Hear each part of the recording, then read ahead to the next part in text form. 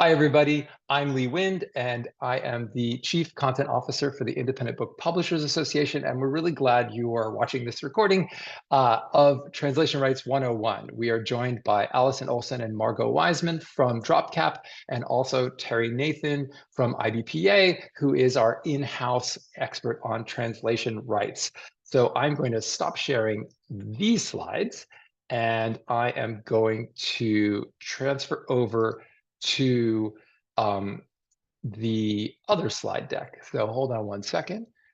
And I just want to say that there has been an interesting change. Language is really important, right? Like you are ostensibly all publishers and maybe author publishers watching this.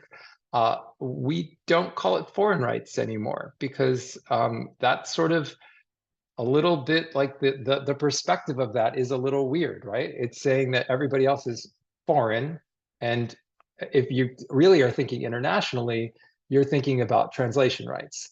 So a little bit of language on that. All right, Allison, take it away. Hi, I'm Allison Olson. I'm one of the co-founders of DropCap, and we are kind of like a traditional literary agency, but we specialize in taking books globally for you. So in the translation rights market. And we've created what we call a DropCap marketplace, which is kind of like a matchmaking tool to get our interested rights buyers, of which we're closing in on 3,000 of them globally, matched up with your books. So that's in the gist of kind of what we do. And my whole career was in publishing and subsidiary rights sales for traditional small, mid-sized indie publishers. And then I had my own rights agency for like 15 years and co-founded DropCap in 2018 to kind of utilize the tech that our co-founders had to build this marketplace that can help books go global. We just see so many. Of course, it's quite easy to license traditionally published books internationally, but it's been difficult to get independent authors visibility in the market, and that's been our goal. And I'm Margaux Weisman. I'm the Director of Business Development at DropCap Marketplace. I spent most of my career as a book editor at Big Five publishers, and a couple years ago became really passionate about working with startups to help solve what I saw as like publishing quandaries. And that's how I got connected with DropCap and why I started working with them, because I basically thought this idea of the marketplace was so brilliant and was removing barriers for more authors and indie publishers, and I wanted to be involved, and so that's why I'm here. And Terry, can you just share a little bit about how long you've been going to Frankfurt and really? nothing else? Just kidding. Yeah, hi, I'm Terry Nathan. I am the COO here at IBPA. I've been working with IBPA since 1992. And I do believe I went to Frankfurt that first year. So it's been quite some time that I've been doing this. I took a few years off in the middle there when my kids were real young, but IBPA continued going. And we are excited you're all here, and I'm excited to learn. There's always something new to learn about international rights, for sure. Super. And these numbers on the left, these are just the numbers that DropCap has done, right? In the what is it, 3 years that you've been doing it? 6. We're 6.5, almost 7. Okay, the pandemic messed me up there. Yeah. Cool. Shall I go to the next slide? Yes, please. Yeah, so as Lee alluded to, the traditional terminology for what we're going to chat about today is foreign rights. And we're trying to kind of transition into more of the translation rights terminology, but essentially they're the same thing, and it's your intellectual property.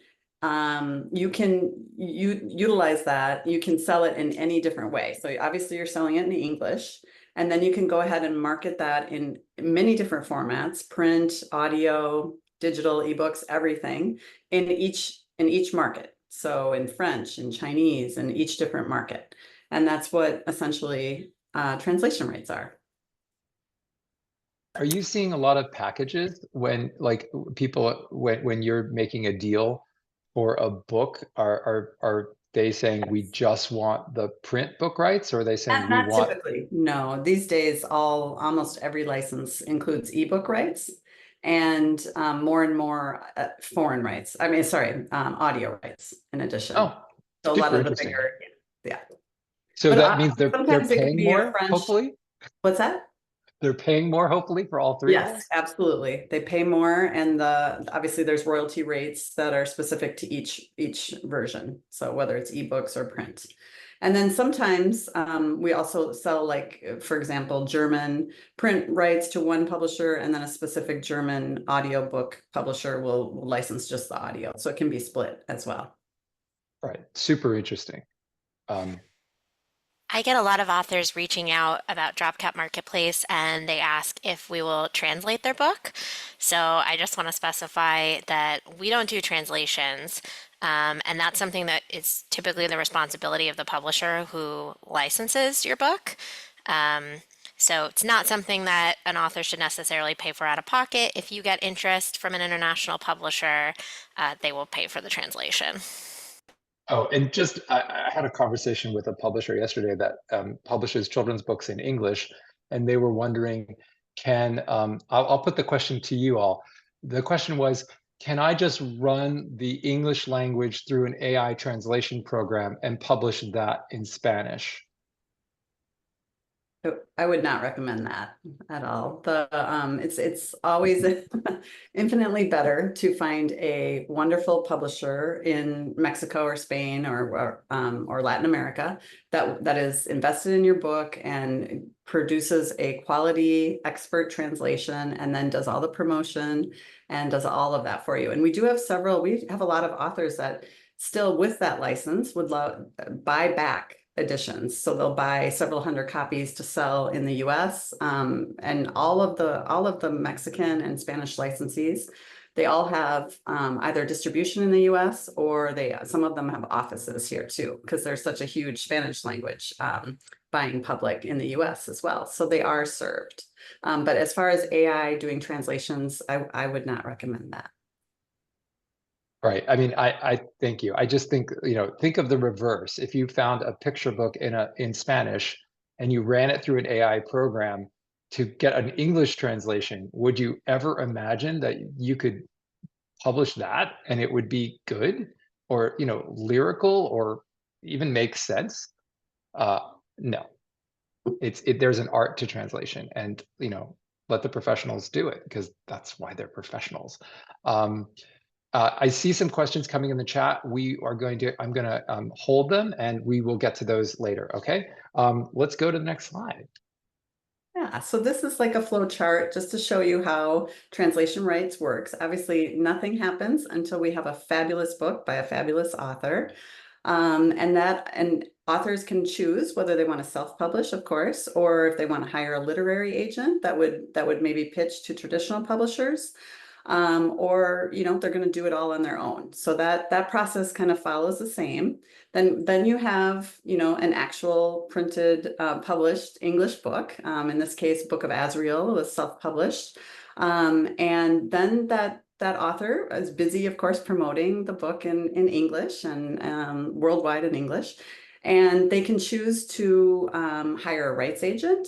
Or they can field. Oftentimes a lot of our authors come to us and say, hey, I got this email from this person in Korea saying they're interested in my book and I don't know what to do with it. And so that's where a rights agent is helpful to discern whether that is an actual interest by a publisher or an editor, or if it's just a fan in Korea that's saying, hey, I want to translate your book.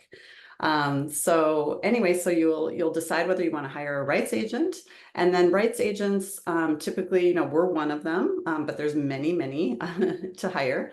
And oftentimes rights agents work direct in many countries where it's possible, and then through co-agents who are local agents in the country where that's more traditional and more accepted. So that's typically in the Asian countries. Not all of the editors at, Japanese, Chinese, Korean publishing houses speak English.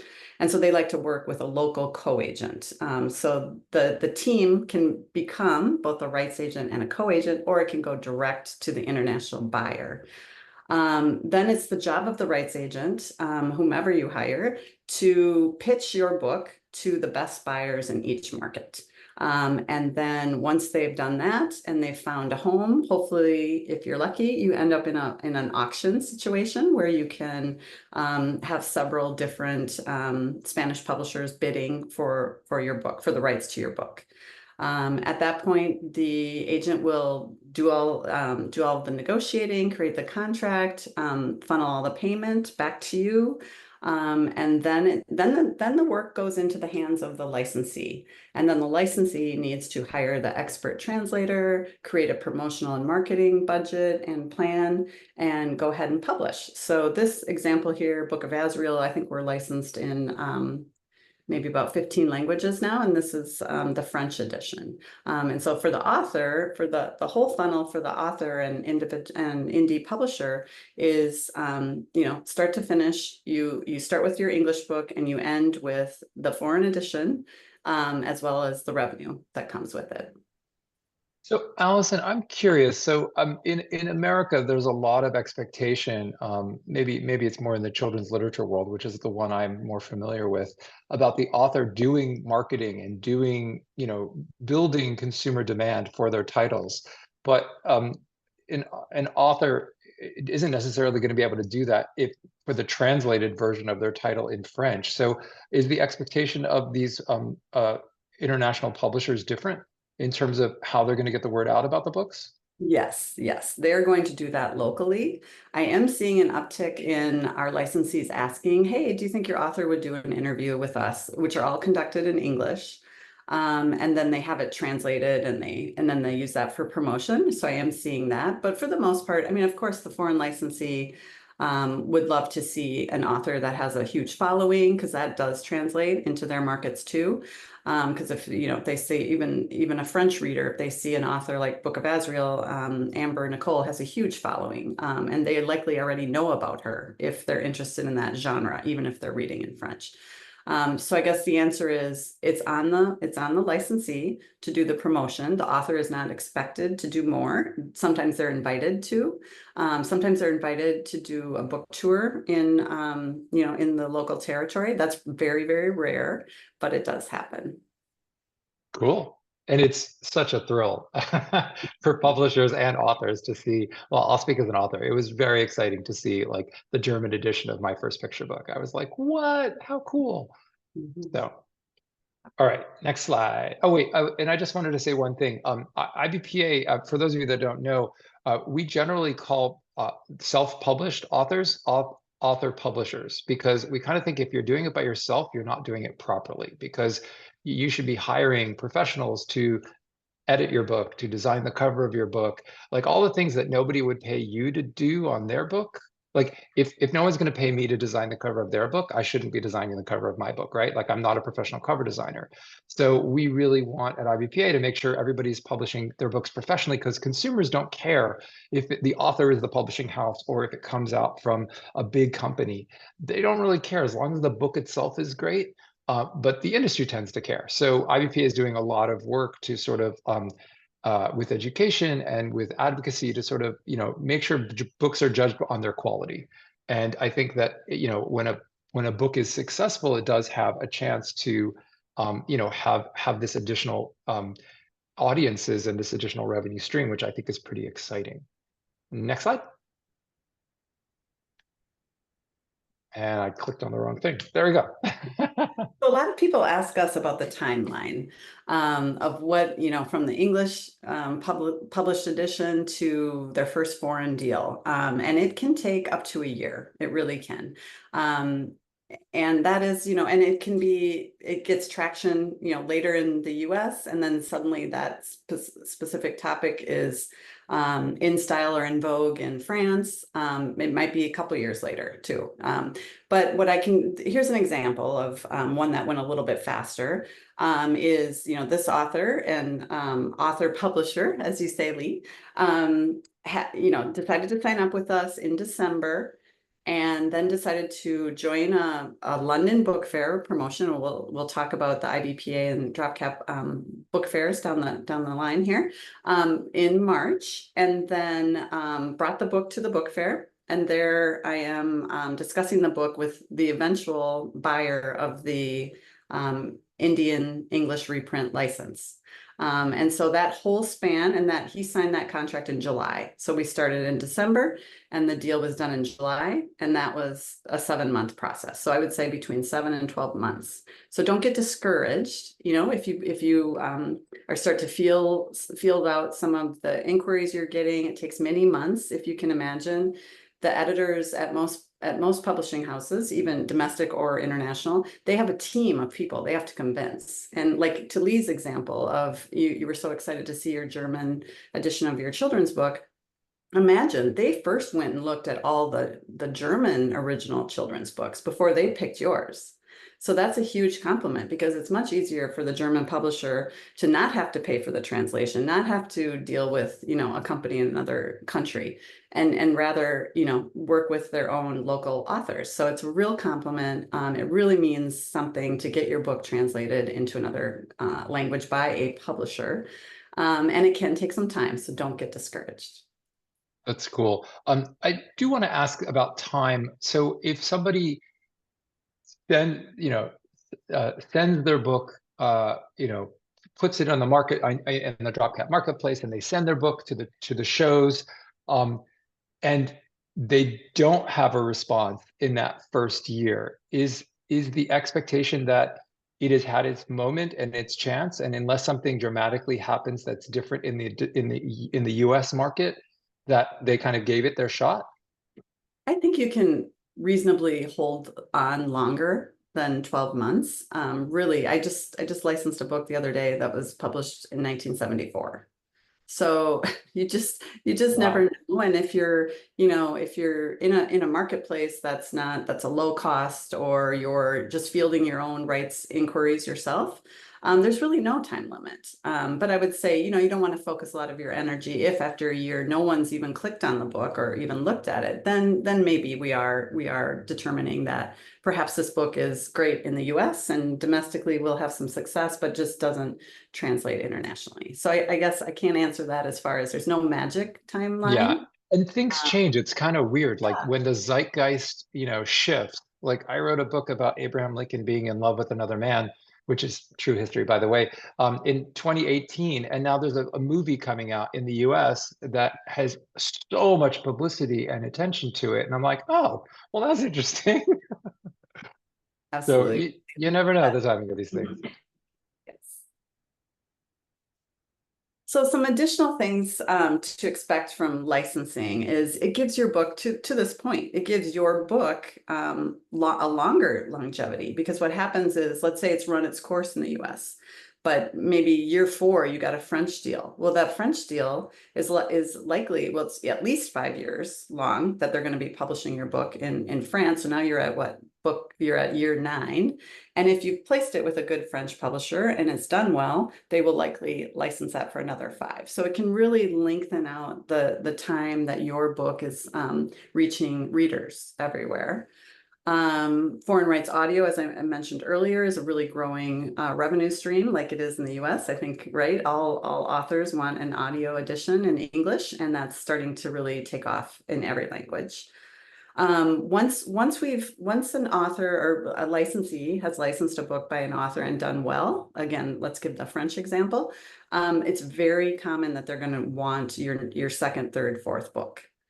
So that builds a loyalty, you know, in another country with another publisher that that authors really like to see. Let's see, the networking. So one example, it is important, like for example, Terry is an expert at Frankfurt Book Fair, and he and I have been there for a couple decades together. And it's important, people know him. They know when he's talking about a book that he knows what he's talking about. He knows whether it's you know, it has some international legs. So they trust him. So then they're more interested in licensing the book. So you could, you know, go and not have any of the contacts and be at the Frankfurt Book Fair, but if you don't have the meetings and you don't know the people, it's harder to get the license. So we had an example of one of our publishing clients, excellent indie publisher with fabulous children's books, and they had a beautiful stand.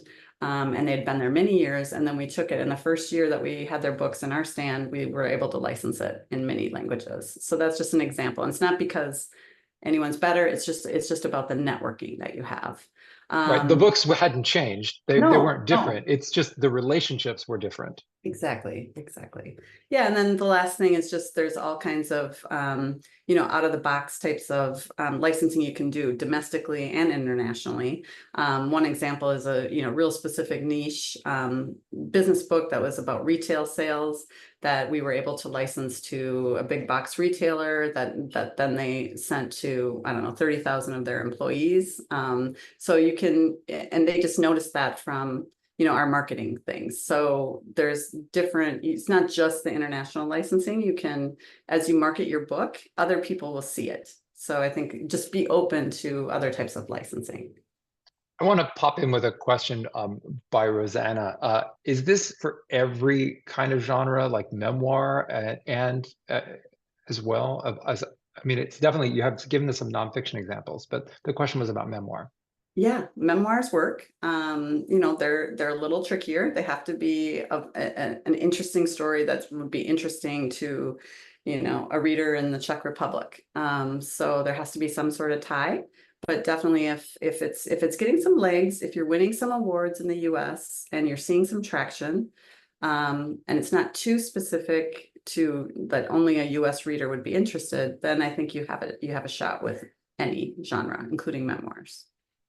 Is there a genre that you think just plain out doesn't really have much chance at getting a translation? Like U.S. law, U.S. curriculum. I mean, there's some things that is tricky. That's helpful. Oh wait, somebody's asking about poetry.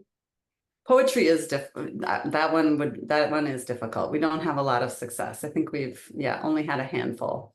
It really has to be a specialized publisher, the licensee, to be able to not only translate the book, but make it sound as eloquent and beautiful as it did in the original language. When you were talking about selling the English language rights in India, are there other countries that, if a publisher owns World English, that wouldn't include the India because it's different?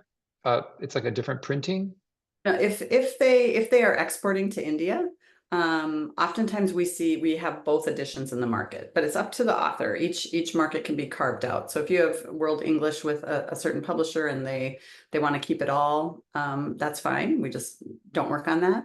But what I've seen in India and Malaysia and Indonesia is a huge market for. So imagine India is what, like 1.1 billion people, I think. Only about the top 5% can really afford the English exported edition because the retail price is so high by the time it's there, and even the print on demand are more expensive. And so what we do is we let that cycle out, and those books are still sold. But then there's another edition with cheaper paper, much lower retail price that is sold to the masses, and that's what we've seen in those markets. Thank you for clarifying. Okay, one more question about genres and categories. Are there categories or genres that you definitely think there's demand for, that you get most excited about? We're doing very well with business, self-help, mind, body, spirit, fiction, and in fiction it's romantasy, mysteries, true crime. Children's books we do fabulous with. We're very, very well known for character development titles and educational titles. So people know to come to us because we have such great content for that. So those are kind of I would say our specialties. Cool. Margaux, can you think of some other? Sorry, please. Market? I've just noticed, like from my experience as an editor and then coming on to DropCap, that things that perform well domestically also tend to perform well internationally. So you mentioned poetry being difficult. There's very few places to publish poetry in the US too. It's difficult to sell. And mind, body, spirit, wellness, and self-help are all exploding in the US right now as well. Cool. I wanted to, there's a question about when you have a children's book, you are ostensibly, you need to have well, I will say it as a question. Do you need to have, if you're the author and publisher, do you need to have gotten the rights for the illustrations for international Yeah. to do this? Yes, you do. Yeah. There's maybe a 1% chance that they only want the content, they only want the text, and they may redo the illustrations, but that's very rare. Typically, they want the whole package. So yes. Cool. Thank you for clarifying. All right. So there's Yeah, the next slide is also kind of some examples. So kind of what we were just talking about. What works, what is a relevant topic. So what is ChatGPT doing? We got that book 2 years ago, I think, right as it was coming out, sold it in 15 languages. But now it's starting to slow down, right? Because that's already run its course. Eye-catching design. So Lee, you talked earlier about getting a professionally made cover when you are an author publisher, and it's so important. And it's just really, I have an example of a really good book that's it's a nonfiction kind of in the self-help business realm, but the cover looks like it's a fiction title.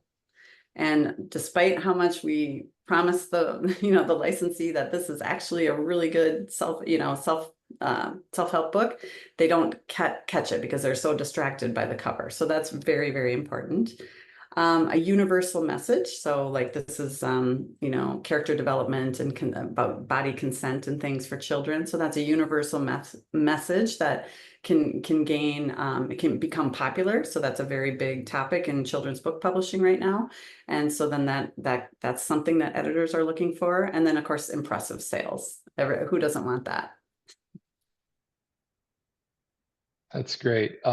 I want to also just point out Peter Peter Goodman, hi Peter, in the chat is sharing. Publishers need to make sure they own the rights to licensed translations and that certain markets and usages are not restricted. Books that include licensed excerpts from other works, including illustrations, can be problematic. So when securing rights, best to make them as broad as possible, although that sometimes increases their costs. Good to know. Peter does a great job of that. We love his books. Okay. Actually, I was going to pause there. I'm going to pause. And we're going to talk a little bit about translation, sort of the circuit, I guess. Is it a circuit?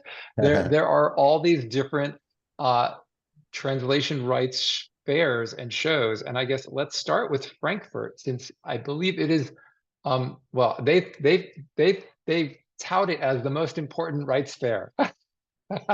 And it is the one that IBPA goes to. So I know we have some photos that I can share, but before I do so, Terry, do you want to tell us a little bit about like what Frankfurt is? Because DropCap and IBPA both have booths at Frankfurt. Yeah, I would be happy to. So Frankfurt, I think, is the largest in the world. It's when I first started going in the 90s, it was crazy large. It's still very large, 6, 7 buildings, where I think it used to be 12 buildings or something like that, multiple floors. I'd say what sets it apart is there's more representation from all over the world there compared to some of these other ones we'll talk about. We'll see agents from literally everywhere in the world. Southeast Asia, all over Europe, all over Asia, all over the world, really. Latin America, the US, there are quite a few. So we're meeting with agents and publishers from everywhere. And I don't know, I don't remember the numbers off the top of my head, but I want to say it's a couple 100,000 people attending still. So it's 60,000 rights professionals, B2B. Yeah. Terry does not have meetings with 60,000 rights professionals, but he does have meetings like around the clock, right? Like it's like every 30 minutes. Like pretty much every 30 minutes. So it's a 5-day show. It is a long show in terms of trade shows. The first 3 days are really the key. The Wednesday, Thursday, Friday. That's where most of the meetings will happen. We'll see a lot of the publishers leave on Saturday and Sunday, and the general public or the German public will come in during Saturday and Sunday, and they spend most of their time in the German hall meeting popular authors and things, but we do see quite a bit of foot traffic walking through the American area during the weekend. And just for kicks, I'm going to share the photos from this. Actually, I don't know why I'm sharing 2022. That's That's okay. I was trying to prep, but clearly dropped the ball on that. I should be showing you 2023, but so IBPA has actually, Terry, I'll scroll you. Yeah, that's fine. So yeah, we do a few things in Frankfurt. So we have an individual booth where we take members' titles. And then we also have a lot of our larger members that have their own booths surrounding us. And we saw New Harbinger and Llewellyn and Source Books. There are, quite a few larger IBPA members that get their space right alongside us. That's what most of these stands are here. And then that photo there, now we're starting to look at the IBPA booth, where we have individual titles. People can get in full shelves of books. They can get single titles on display. I think you're probably getting the feel that there are a lot of books at this book fair. You walk in, just like any book fair, really. You walk in, and not only in our booth do we have 150 books sitting there or something like that, all sorted by category, but the entire hall, our hall, the other 6 halls are just really full of books. It can be quite overwhelming. So when sending your books here, you really do need to kind of help us define what makes your book a good candidate for international rights sales. And it's not unlike selling a book here in the US. You really need to have a pitch that is quickly delivered and understandable. And if you can share that with us, it will be very helpful. Cool. Thanks. And then Allison and Margaux, tell us about how is DropCap's booth different than IBPA's, if it is, at Frankfurt? It's very similar. It's a big booth with a lot of our publishing clients in there, authors and publishers, and we do cross promote with the IBPA as well. We have bookmarks that show, if we're representing an IBPA author, if you're one of our clients, then there's a little bookmark that says that. And in Terry's booth, there's a bookmark. Hey, if you're interested in these rights, go over to DropCap and they'll meet with you. I would say another key thing about just considering book fairs in general is to get these meetings, these half-an-hour meetings, you have to know the editor on the other side. And so that's the tricky part if you're going in new. So I would always encourage you to, get your feet wet with IBPA first, go into a collective booth like that and do exactly what Terry said. You have to have the pitch. The pitch has to be honed because the international editor only has, a few seconds to consider whether they want to read more. So that's very important. Right. And we're not saying that you need to actually fly to Frankfurt and put yourself up in a hotel. You just need to because Terry's the one that's going to have the meetings. He isn't inviting 150 publishers to join him at these meetings. That would just be really expensive for the publishers. In case any author was considering, because sometimes authors do go to these book fairs. So yeah, and sometimes publishers, as they're growing, they may want to get their own booth, like some of our larger publishers. And the first few years, even for those publishers and even for us, you spend time developing your network more than you do sitting and having meetings. You're learning. Literally, it takes a few years before you really can sit in the chair and have these appointments, because people they really are quite busy there. I'm just going to say one thing that kind of we're different in what we do is we're not actually acting as an agent at the fair. We're just generating the interest, and then we're going to hand that off to the publisher who can work with DropCap or some other agency or on their own if they are qualified or capable of negotiating the international rights. It's always best, in my opinion, to connect with someone like Allison who has the experience, knows what a proper percentage is if you get an offer from India, what reprint rights are compared to translation rights, and there are a lot of little things that you'll have to research before you can comfortably reply to an offer from an international agent or publisher. Right, and I'll add that IBPA is a nonprofit. For those of you that aren't familiar with us, we're a nonprofit trade association of 3,500 publisher members, 35% of which are author publishers. So just so we're all on the same page. So there's, as I alluded to, there is a circuit of these trade show fairs, or these book fairs. So the next one, let's talk a little bit about Bologna. I know that, Terry, we were just at Bologna for the first time ever. Was that? Yeah, not first time ever. It's been probably 20 years. It was my first experience there. And yeah, Bologna is a book fair that focuses on children's and young adult middle grade books mostly. They're trying to expand to be more of a general book fair, but I think they're a ways away from that still, from what I've seen. I thought it was a great experience to be there. It was good for our members to have their books on the shelves. I think there's value in even having your book on a shelf. If you go to one of these fairs and you don't get direct response, sharing a picture of your book on a shelf at the Bologna Book Fair kind of gives you a little bit of a standing as a legitimate publisher in this game. You're out there, you're doing the work to try to get it out there in front of people. Cool.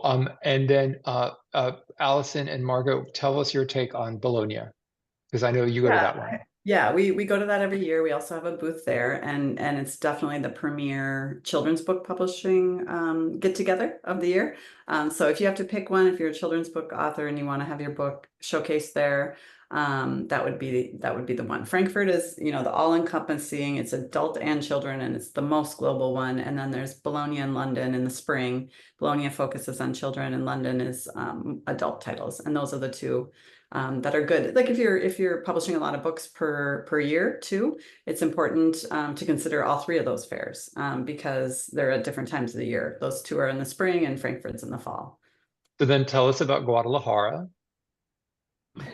Guadalajara is specifically a Spanish language licensing show or book fair. I mean, they're not just doing licensing, they're doing a lot of selling to the public and a lot of author signings and things like that. They bus in kids from all over the country. It's just the most fantastic atmosphere. And it is the most important Spanish language book fair. So if you're considering that, you really want your book in Spanish, that's a good option. And Terry, the fair was originally started by the University of Guadalajara, and it really was bringing together people that love reading and love books. And I did go there. We're going this year for the first time in probably 10, 15 years or something like that. I'm excited to go back.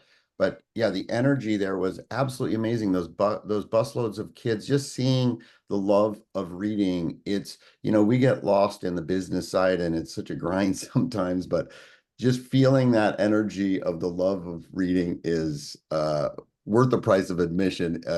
But in addition, yeah, for Spanish language books all over Latin America, even South American publishers, even groups of US-based librarians will go there to discover their Spanish language books to bring into the library market up here in the US. So it is an amazing show for the Spanish language books and so in that translation into these different Latin American countries. And so just I want to put a pin on that. Like Terry, you're pointing out that we actually are kind of in the intent of sharing IBPA member books at Guadalajara is actually double, right? There's English language books for the publisher's consideration for them to translate into Spanish, but it's also Spanish language books that our publisher members are doing for consideration for people back in the US market. That's how we will be setting up our booth this year. Is we'll have a section for Spanish language or bilingual books to be displayed, and then also a section for English language books looking for translation. That's the intent this year. And I'm just going to also say that this show, if I'm not mistaken, it runs 2 weeks or something like that. We are there for 4 days or something like that. That's what they call the professional days. But this is really a community event that's really gigantic and loved in the area down there. That's cool. And then Allison, tell us about Beijing Book Fair. Yeah, so Beijing Book Fair is the big Chinese book fair that is for both adult and children's titles, and it's run yearly when there's no COVID. And that's a great place to get in front of all obviously the Chinese buyers. And then there's also the Shanghai Book Fair, which typically used to be in November. Now they kind of switched because of the COVID thing, but and that's specifically children's books. And so we have presence at both of those fairs with our co-agent in their booth. And we do sell, I would say about 40% of our licenses are Chinese. So most books, it's just such a growing market still, and it's pretty easy to find a partner over there. That's amazing. All right. So I'm going to jump us back to our slides, but we needed to have that conversation because it's so interesting once you start to learn about how translation rights works, the role that these fairs play in your books getting discovered and in actually getting the goal, right? Okay, so back to the slides. Okay, we did this one. So the next one is, how do you vet international publishers? Yeah, so what we've been discussing, that you really need to, either work with an agent who knows them, who will, and it's not that the agents know everybody, but they do know how to vet. And so you have to check references, check out their website, see what they're publishing, see if it aligns with your book, check out reviews, try to have a meeting. So there should be some due diligence before, if you're considering doing this on your own, or certainly you should check with whomever you hire to work with you that they are doing this for you. And these are just some examples of how I just wanted to point out, like, how sometimes, a cover just really resonates, and many of the licensees use the same one, and other times, and that's oftentimes in fiction, and then other times the top book is a nonfiction, you can see the variation. And what we like to do is we like to make sure that we have picked the very best publishing house in each market, and that we've made clear what the expectations are. And then we like them to have the freedom and to use their expertise to create a cover that is most marketable in their market to their readers, so that they can sell the most and you will make the most royalties. So that's kind of an explanation. Margaux, I think you have a lot of questions about covers, right? Yeah, well, I get a lot of questions from folks just wondering if their books are going to be changed or edited, or if they'll be able to choose their cover, or if the publisher will change their title. And kind of just emphasizing what Allison said about choosing the best publisher who's the best fit for you, and then trusting their expertise. They're not going to mess with the essence of your book, but they know their market. So if, for example, you have a title that does not translate or means something else in another language, they might change it for that reason. The book will be edited for clarity and to make sure that all the kind of nuances of the translated language are represented in the text, but they're not going to mess with the essence of your book. They licensed your book because they loved it and they thought it was great. But they might have advice about how to make it resonate, how to make both the book and the package resonate in their market. So if it's a mystery, they're not going to change who the killer was. No. Okay. And just for everybody to understand, all the books on the top row are what is ChatGPT doing, and all the books on the bottom row are the Book of Azrael in their translations. Correct. Cool. Yeah, it's really interesting to see that. So yeah, really excited to talk to y'all about DropCap Marketplace. So DropCap has been around as an agency for a few years now. And in the past year, we decided to take the tech that we've been using to help scaffold our business and make it available to authors and publishers. as a way to remove barriers to the international licensing experience for people who might not otherwise have opportunities to take their books global. So what DropCap Marketplace is we kind of like to think of it as a marketing tool. It's a subscription service. If you sign up, the most immediate thing you get is visibility. Your book is suddenly visible and available for shopping to over 2,700 rights buyers. I think this is particularly impactful for author publishers as well as small publishers that maybe don't have a sub-rights department. Because if you are an author publisher who's not working with an agent and not working with a sub-rights department, you don't really have the capability to take your book global, right? Unless you hire an agent. But as soon as you sign up for the marketplace, that barrier is kind of removed. I like to be really transparent that signing up for the marketplace does not by any means guarantee an international license, but it's kind of the first step in that journey and taking away those barriers. But it's also important to know that the marketplace is agnostic. So even if you are working with a literary agent, or even if you do work with a small or mid-sized publisher who has some kind of sub-rights department or person who manages sub-rights, I still see the marketplace as an excellent tool to kind of bolster those efforts, right? You have whatever your agent's doing, whatever pitching they might be doing, but they also have all of their domestic clients, or if they have a international rights business, they have a lot of titles that they're working on.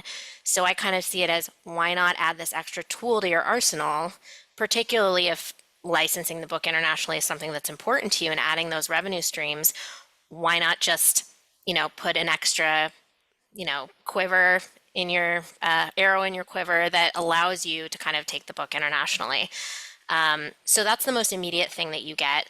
I should say that we also have a matchmaking algorithm that ensures that your book will be shown to the best possible buyers who are the best fit. So our buyers, when they're using the marketplace on the shopping side of it, if they're a mystery publisher, they're not going to be shown self-help on their homepage. And new books are kind of surfaced to the top of the algorithm. And every time you have some piece of news or something exciting happens with your book, as long as you're updating your dashboard, that's also going to help discoverability. So if you win an award and you add that, or you're seeing really great sales in the US and you add sales stats to your page, that's going to help with discoverability. The other thing you get if you sign up for the marketplace is access to other kinds of promotions. So the next thing we have coming up is a promotion that we're doing for Frankfurt, and we'll be doing promotions around all of the book fairs that we have a presence at, but we also offer other kinds of promotions such as like spotlights in our newsletters. And we're always working on kind of new ways to enhance visibility for our authors and offer more opportunities like that. So that's something else that I'm going to be working on a lot as well. And yeah, if you get a licensing inquiry from an international publisher and you don't have an agent, you always have the option to loop one of our agents like Allison in to help represent you in that negotiation and help broker that deal, but you're not obligated to do so. So if you have your own agent, you can direct inquiries to them, or if you'd rather represent yourself, you can. But just know that being part of the DropCap Marketplace community means you always have the option to take advantage of our agent's expertise. So you're not, just out there to fend for yourself. Oh, sorry, I should have advanced that slide earlier. Yeah, This is what that's you were all right. talking about.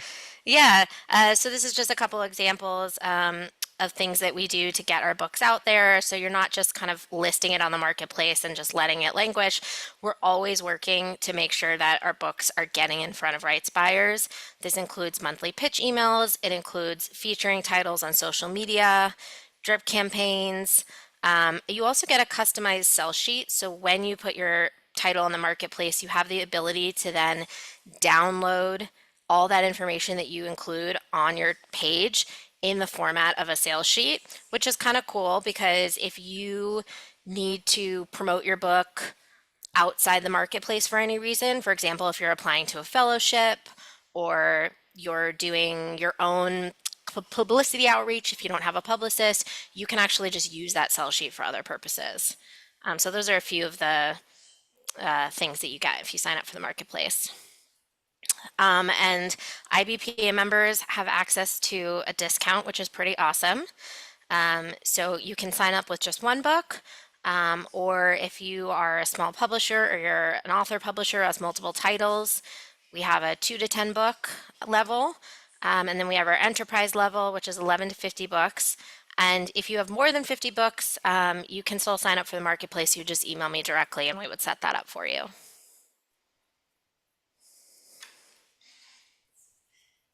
Yeah, so I hope we've shared a little bit about what translation rights are, and we just hope that everyone gives it a shot and considers how you might want to go about it. There's so many different ways to do it. And I think there's nothing better than seeing the smile on an author's face when they see their German edition or their it's like the brag bookshelf, right? Totally. We have a ton of questions that are stacked up. So Allison, Margaux, Terry, I'm hoping you can hang for like 5 or 10 extra minutes so we can try to get through these. Fantastic. I'm going to stop the share so we get to sort of like make it more conversational. And let's jump in. There are quite a few of them. So how do people select? Well, I guess how do you select a book to pitch over another book? So a lot of factors go into that. As far as me personally, I know the buyer and what they're interested in, and then I would consider which titles are newest, which ones have some significant sales, some awards, etc., those type of things. And then I'm constantly asking the buyer, drilling down within self-help. Well, what are you interested exactly in that genre? And then we have the algorithm in our system will populate the books to the top, and we're able to, pick and choose. But they have access to all the titles. If they search by, meditation, it's going to return all the titles. They're just going to be in order based on those different things that populate the algorithm. Cool. And I was please just going to add, at these book fairs, people are drawn to good design. I think you mentioned that somewhere along the line. Titles, current trends, I suspect AI is going to be flying off the shelf no matter what this year. I don't know, but I'm guessing. But that does play a really important role when you're at these fairs too. The books themselves kind of are drawn or draw people in. Yeah, the editors have to look at PDFs. Their other 50 some weeks out of the year, they're looking at opening PDF after PDF after PDF. So when they go to these book fairs and they see a fantastic cover or some crazy unique title, as they're walking by the booth in their busy way off to their meeting, they will stop and walk in and pick up a book. And I cannot tell you how many walk-ins. I mean, that's why like typical rights agencies like we are in a rights center where all their pre-made appointments come and show up, but they're at a table and they're typically using like a catalog. They don't necessarily have books there. And I've always preferred to be on the floor because I like the buzz of the floor and all the people. And then those walk-ins are how you meet new people. And, that just goes back to how important it is to have a fantastic cover design as well as title. That's great. We have two questions about impressive sales that you referenced. So the first is easy. Does it include Amazon? Yes. Okay. Definitely. And then the second is, should an author publisher wait a certain time after the launch date before looking towards potential translation rights so they can actually accrue impressive sales? Not necessarily. No, I would say no, because first you're gonna, in our algorithm, you're gonna be popped up because you're new. So you don't have any sales yet, and that's okay. Our licensees want new as well. That obviously, based on the definition of new, do not have any sales yet. That's okay. Then, several months or up to a year later, now you got some traction, then let us know. And then that will bring it up. Cool. A And question Lee, from you're likely seeing this, but there are quite a few questions in the Q&A area as well as the chat. I'm on it. Yes. So a question about somebody that signed up with DropCap back in January and has 15 titles, but no contracts yet. And they're wondering how do they get their books noticed and what percentage of books that are not at book fairs get contracts? I'm not sure on the percentage on that, but lots of books that we do not bring to fairs still do have licenses. So they said January, so we're in July. That's not a lot of time. I think if they would go double check that they have their author photo, a really good pitch in their description. If they've gotten any awards, please add those. Those types of things will help us, reinvigorate. But we're still early days. If it's 6 months, that's really not that long quite yet. I'm just going to add to that, Lee, if you don't mind. Is there anything that publishers or authors can do to help drive the right kinds of eyes to either your platform or our booths at these trade shows that you can think of? I mean, if they have a social media following, posting about that. So we have a team that's constantly posting, and then if we tag them, retag it, those type of things, trying to get people to notice that, hey, you as the author should be, or the publisher should be definitely shouting at the rooftops that you're at these places and come see my book, and try to get that out anywhere you can. So like publishing friends in Frankfurt, come see my book at the IBPA and DropCap, booths at Frankfurt or something like that. Yes, absolutely. LinkedIn does very well with that as well. Good advice. Okay, a question. This publisher publishes the Bible in their technical field, underwater acoustics and sonar. A university in Beijing wanted rights to copy and use figures. What range of revenues might they expect? What does an agent typically cost? Agencies typically cost around 20% commission. Some are 15 to 20%. As far as that specific question, I can't speak to it. I'm not sure I'd have to look at the book and look at the images and see what the offering publisher is considering and how many units. So you take into factors like how many units is the other publisher going to print, and how at what retail price, and then what percent of those images are part of the book. So if it's only like 5%, then that would be quite a small number. If it's a much larger percentage, then you would get more piece of the pie.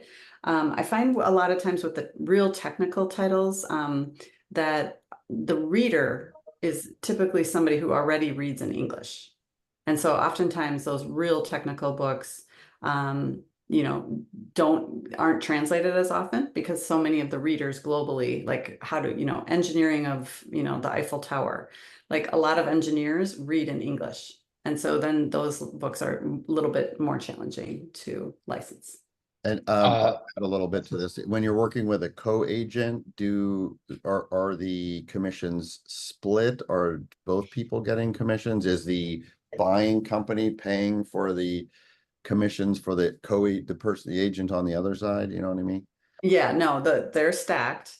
So they're together. I mean, 20% would be ours and 10% would be the co-agent.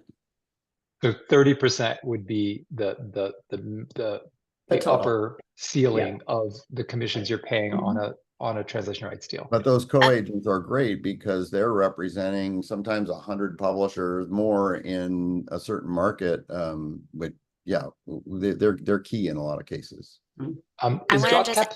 Sorry, please. Oh, sorry. I just want to add something really cool about DropCap Marketplace that made me think of your question about just what kind of revenue can I expect, and it's so hard to say. Just advanced levels vary so widely depending on the publisher, depending on the market, depending on the book. But one thing I think is really cool about the marketplace is because it's tech enabled, we can execute a license for even the smallest of advances. So in a kind of more traditional subrights agency or publisher arrangement, like a subrights director might not seek licenses in particular markets where they know the advance levels are going to be very low, because it's just with the manpower that's required to execute that job, it's just not worth it. But we've created this very streamlined process wherein we absolutely can exploit every single opportunity, regardless of how low the advance level is. And that might not sound super exciting because I'm talking about how low it is, but those add up, right? So we can exploit every single opportunity, which I think is really cool. Cool. Some magazines like Forward Reviews sell ads and issues targeted at translation right fairs. From your perspective, does that type of advertising help support your efforts to sell a book? I think so. We've placed some ourselves in PW and other places, and people do speak to that.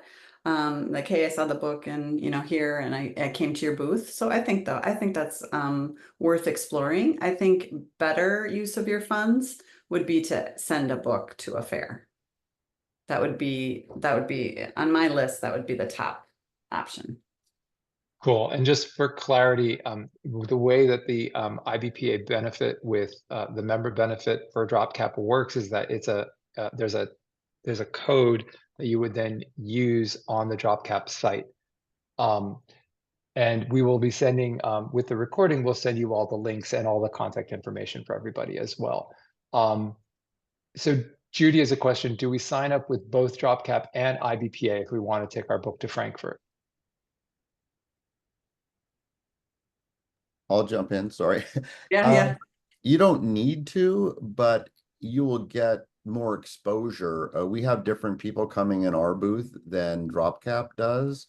And I think in order to be in DropCap's booth, you qualify who you have on display in some fashion. Yes. Yeah. So you can speak to that.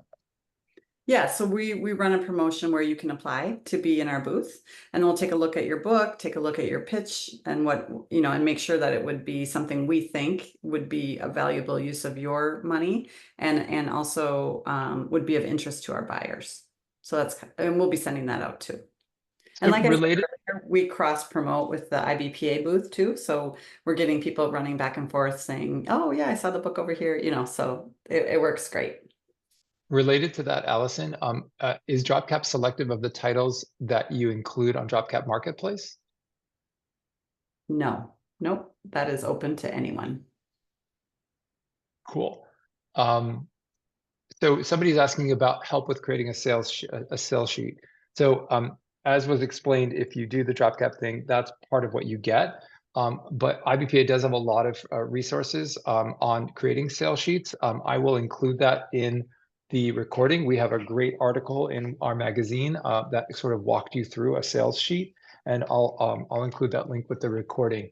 And I would just add, Lee, that there are some things unique to sales sheets for international rights, and knowing which countries that your book would be a good candidate for is helpful for us to know.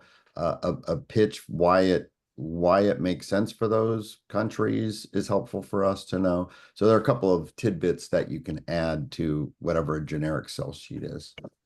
Cool. Jordan's asking if the 15% discounted rates that you were talking about for DropCap Marketplace are annual rates. Yes, they are. Cool. Okay, Charlotte is asking what % of books that IBPA brings to these fairs receive offers or contracts? Is that an answerable question? I don't have an exact amount, but if I had to guess, I would say probably about 15 to 20% will get some interest. Now, keep in mind, we're not getting offers. We're more of a matchmaking type of an offering where we hand the interest off to you after the fair. So I'd say average 15 to 20% of the books on the shelves will get some kind of interest. All of them are going to get exposure. I think I said about Bologna, same in Frankfurt. Having your book on the shelf, I think there's value there. It sets you up as a legitimate player in the world of publishing, and it means a lot just to be on the shelf. But there are also some people will get interest before or after the show directly because we share our catalog with our full list of about 600 international rights agents from around the world. Cool. Yeah, and we can also share the list from we'll share the catalog, Terry, from what did we do most recently, Bologna? Yeah, we did. We have the catalog from Bologna or from Frankfurt in previous years, or Okay, I can share that as well, the link to it, so just people can see what it looks like. Okay, just a handful more questions, and then we will call this a well done experience. These are a little more specific. Becky's curious if an author wanted to buy back printed copies from the international rights publisher to distribute in the US. How would they go about figuring out what's the fair, bulk price for them to pay? So that's included in all of our contracts, and they can do that, and they often do. And it's a bulk rate. I don't know what it is, but it's included, and it's follows international standards. So that would be, no one's trying to gouge you. An international licensee that's gone to the trouble of, publishing your book in another country would be happy for you to promote that book in wherever you want to sell it. So that's a win-win. Cool. So we have two questions that are about the other side of this. They're US publishers that are interested in publishing an English translation of a book that they found in another country, sorry, in another language, right? So somebody's asking about like contract stipulations. Somebody else is asking like, how do I get started if I want to, acquire translation rights from like, do I have to go to the author's estate? So I know that's almost like a whole different webinar, but give us like the It's bullet pretty point similar, things. and we actually do it quite often ourselves. We call it reverse licensing, and we have several Chinese, French, German publishers that have their books on our site. And what we ask them to do is make sure that they have translated a cover and they have a sell sheet in English, because all of the buyers that are looking at that in English. And so we do that, and we are familiar with those types of contracts because we've done many. But as far as like going to search for what you're looking for, I mean, I guess you would maybe consider going to a book fair and, seeing some of those books firsthand. Oftentimes, the publishers that are at these international fairs will have a few chapters in English, but you have to be prepared to pay for, if you don't read in German or Chinese or whichever language you're interested in, you're going to have to pay an expert reader in that language to give you a report of the book. So it is quite detailed. And yeah, we do have a lot of people that do try to go to like the author's estate. Sometimes they loop us in. They say, "Hey, Allison, I want this book. Can you try to find this for me?" And, we have a lot of contacts. So sometimes we can, find who the copyright holder is these days. But otherwise, I would say, use Google, and yeah, it's great. It's great. You can find a lot of gems. And regarding contracts, Lee, I'm just going to add that IBPA does have a sample foreign rights contract that Jonathan Kirsch, an attorney, drafted for our members to have access to. It is for books coming for translating out into the world. However, I'm sure there are a lot of useful terms, and the contract itself will be useful for either way, either licensing in or licensing out. Amazing. All right. So I just have there's one more question we're going to get to. And that is, Terry, and I think you're going to be the one to answer this. Is the Frankfurt Book Fair available for people to send their books to with IBPA? Can they sign up for that now? And I think the answer is yes. Yes, absolutely. Yes, actually, yeah, the deadline will be the end of August or something like that. But yes, please feel free to reach out to me directly, or it is on our website, but we are happy to display your book at the fair. Right. And Guadalajara, can they also sign up for that? Guadalajara, we will have that open by the end of this week. But yeah, we're working on that now, and we're probably going to put together a package deal for both shows too. So keep an eye out for that. Very neat. Awesome. Allison, Margaux, any final encouraging thoughts to share?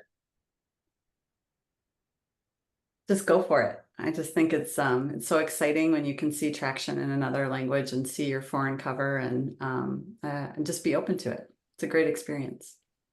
I just want to share, I just started with DropCap about a month ago, and I've so far seen at least 3 authors sign up in the past month who have already gotten interest. So while I just want to be transparent that obviously there's no guarantee. I have seen it work in real time in a very short amount of time and been like awed and think it's so cool what we're doing, and I'm happy to be a part of it. And I'll add that those two examples, the Chat GPT and the Book of Azrael, were both IBPA publisher members. Yep. Right, Allison? I'm remembering that correctly? Mhm. All right, well, cool. Well, for everyone watching the recording, we hope that this has been helpful and useful and inspiring and exciting to sort of get a little bit of understanding about how translation rights work. And we hope you, if you're not a member of IBPA, we hope you check it out and avail yourself of all these cool opportunities for author publishers and independent publishers. And now I'm going to turn off the recording. Thanks. Thank you. Thank you.